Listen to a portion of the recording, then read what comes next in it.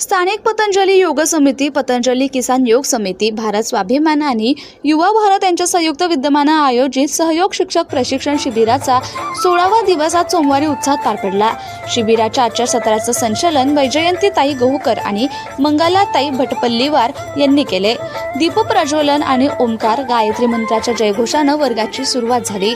यावेळी भस्त्रिका, कपालभाती, बाह्य प्राणायाम, अनुलोम विलोम, भ्रामरी आणि शीतली अशा विविध प्राणायामांचे शास्त्रोक्त प्रशिक्षण देण्यात आले। आजच्या वर्गाचं मुख्य आकर्षण म्हणजे संगीताच्या तालावर घेतलेले सूक्ष्म व्यायाम, योग, जॉगिंग आणि कमरेचे व्यायाम होते।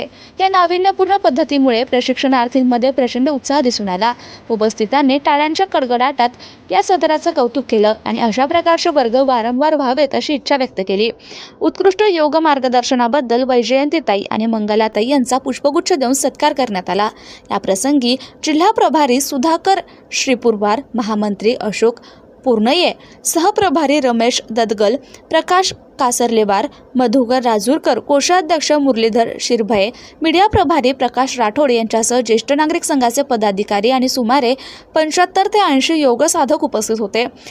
सत्राची सांगता शांतीपाठाने झाली। आजच्या अल्पोपहाराची व्यवस्था कौसरताई पठाण यांच्याकडून करण्यात आली होती, त्याबद्दल समितीने त्यांचे आभार मानले।